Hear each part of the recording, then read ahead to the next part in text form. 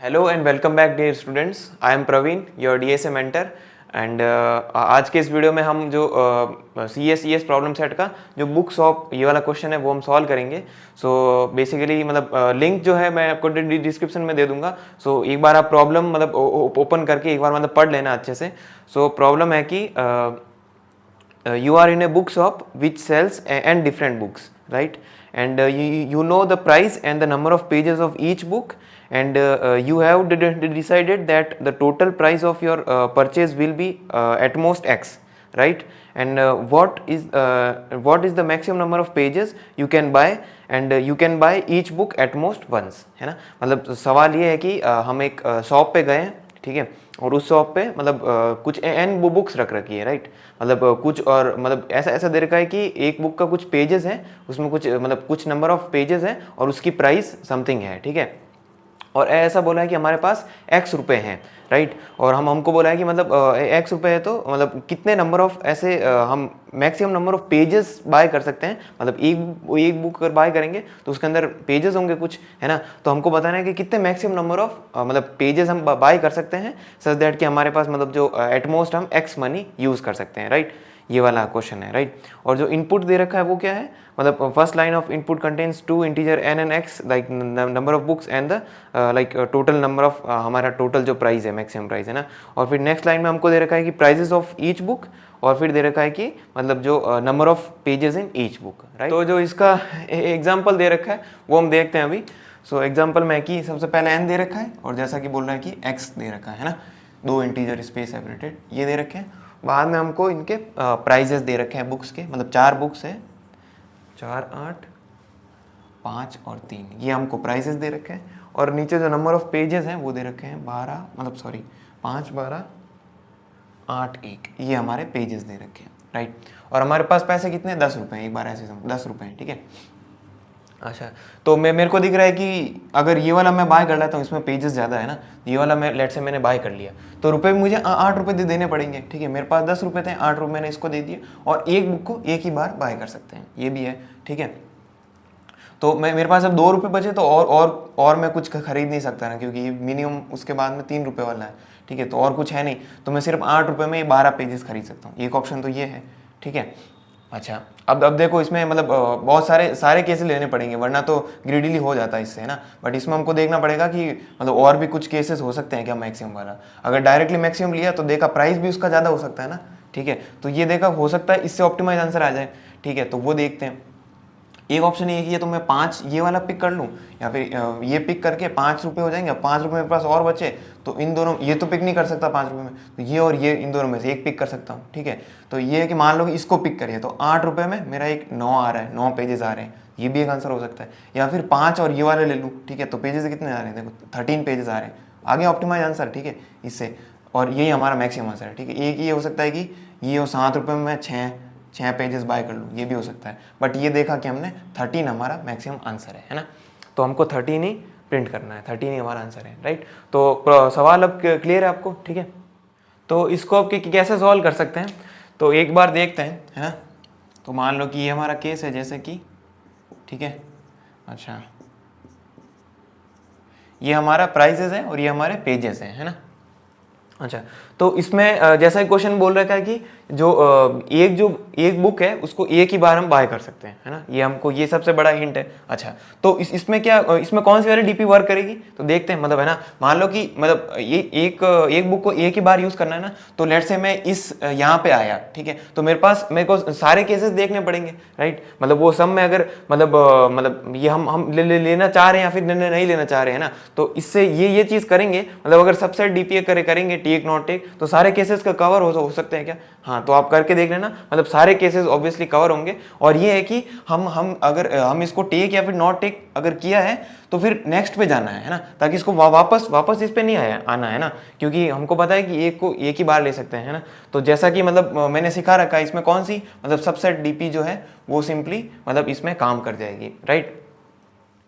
और subset DP कैसे काम करती है, जैसा कि मैंने सिखाया था कि मान लो मैं किसी ith इंडेक्स पे आया, है ना, तो मेरे पास 2 ऑप्शन होंगे, या तो मैं इसको टेक करूं या फिर नहीं करूं, है ना। तो मान लो कि मैंने इसको टेक किया, इसका मतलब है कि मैं जो मेरे पास मान लो कि यहाँ पे आते हुए मेरे पास R रुपए हैं, ठीक है, क्योंकि मतलब रुपए भी तो वेरिएबल है, ठीक है, और क्योंकि मतलब ये वाला जो डिफरेंट डिफरेंट हो सकते हैं ना, इस पे एग्जैक्ट वैल्यू यहाँ पे तो दिख रही है इस एग्जांपल में, बट वहाँ पे तो A ऑफ I लिखा होगा ना, तो मतलब ये भी जो रुपए है वो भी तो वेरिएबल है। तो मैं देखूंगा कि मैं इस इंडेक्स पे आ गया और मेरे रुपए R बन रहे हैं, तो मैं देखूंगा कि मतलब जो I माइनस वनथ जो स्टेट है वहां पे मैं देखूंगा कि I माइनस वनथ स्टेट पे मैं देखूंगा कि R minus A of I रुपए लेके मैं कितने maximum number of pages buy कर पाता हूँ या फिर मतलब कलेक्ट कर पाता हूँ, ठीक है। तो उसमें मैं अगर ये वाला मैं अगर खरीद लूंगा तो मैं देखूंगा रुपए मेरे आर हो जाएंगे, क्योंकि उसमें A ऑफ I ऐड हो जाएगा, ठीक है। और हमारा आंसर में कितने और कितने पेजेस कलेक्ट करेंगे 8, तो मैं उस स्टेट पे मैं ये वाली वैल्यू ऐड कर दूंगा, ठीक है। और अगर इसको मैं नॉट टेक करना चाहता हूँ, हो सकता है मैं इसको नहीं लूँ, ठीक है, तो सबसे डीपी ऐसा ही तो होता है, मतलब उसमें सारे केसेस आ जाते हैं ना, तो मैं इसको नहीं लूंगा, तो मैं देखूंगा कि मैं R रुपए लेके, क्योंकि इसमें खर्च तो नहीं कर रहा हूँ ना पैसे, मैं R रुपए लेके मतलब मैं यहाँ पे कितना मैं जो है टोटल मैंने कलेक्ट कर पाया था R रुपए लेके यहाँ तक, है ना। और उसमें ये ऐड नहीं हो क्योंकि हम ये बाय नहीं कर रहे, ठीक है। जो R रुपए लेके मैं I माइनस वनथ स्टेट पे ही देखूंगा कि I माइनस वनथ स्टेट पे जो R रुपए खर्च किए हैं यहाँ पे भी रुपए R ही होंगे, क्योंकि यहाँ पे मैं और रुपए और खर्च थोड़ी करूंगा, ठीक है, और मेरा कुछ ऐड भी नहीं होगा सब में, तो ऑब्वियसली उससे सारे केसेस कवर हो जाएंगे, राइट, ठीक है। तो अब सीधा इसका मतलब डायरेक्टली, क्योंकि मतलब सबसेट डीपी आपको काफ़ी आइडिया है, क्योंकि कॉइन कॉम्बिनेशन 3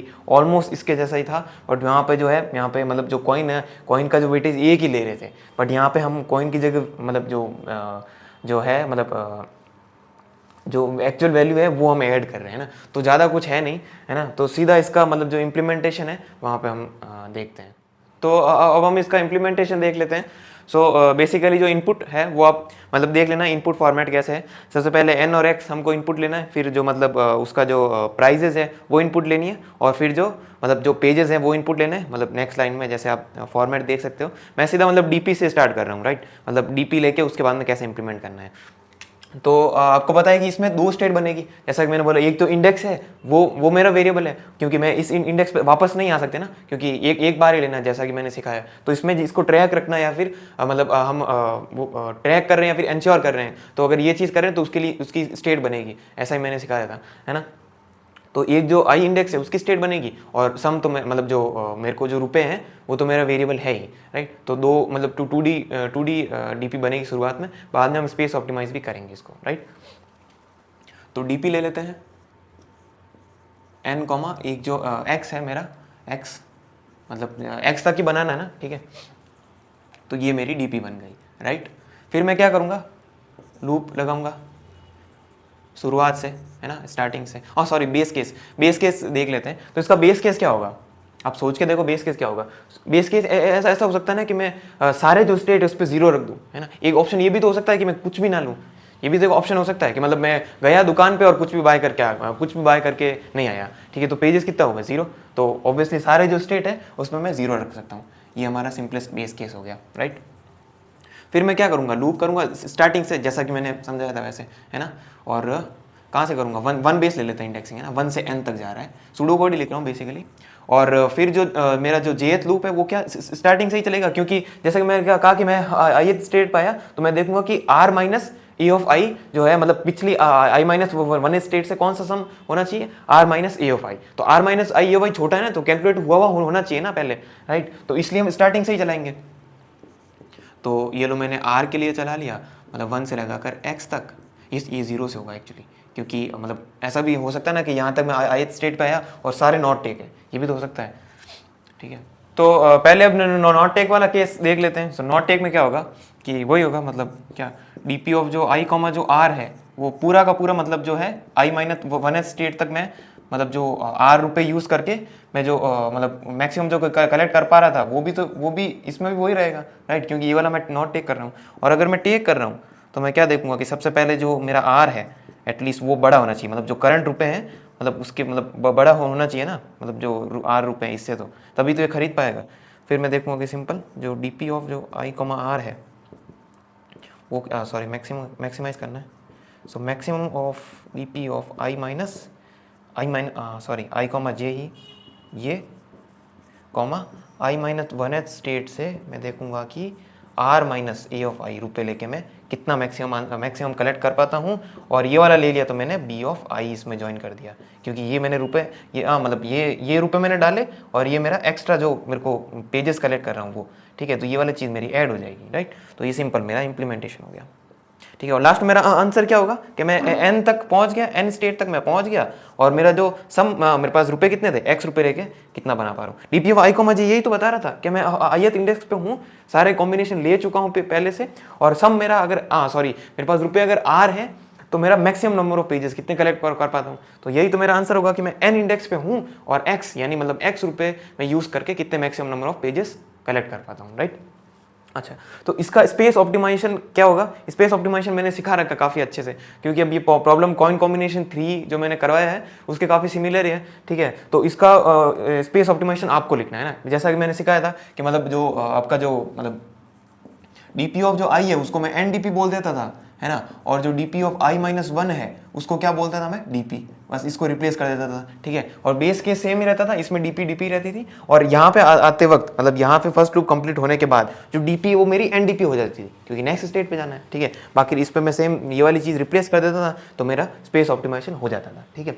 बट इसमें ध्यान रखना, इसमें आप जो सिर्फ डीपी ऑफ जो एक्स है ना, मतलब डीपी ऑफ जो रुपए लेके मतलब जो सम बोला था कॉइन कॉम्बिनेशन 3 में, बट यहाँ पे मतलब एक्स है, इस 1D डीपी से भी हो जाएगा, जैसा मैंने सिखाया था कि ये वाला रूप है ना रिवर्स में चलाना पड़ेगा, ठीक है। वो सब कॉइन कॉम्बिनेशन 3 देख के आ सकते हो, और वो देख के फिर बाद में ये प्रॉब्लम समझ के इसका स्पेस ऑप्टिमाइजेशन करके आपको कमेंट करना है, right. So okay, thanks for watching.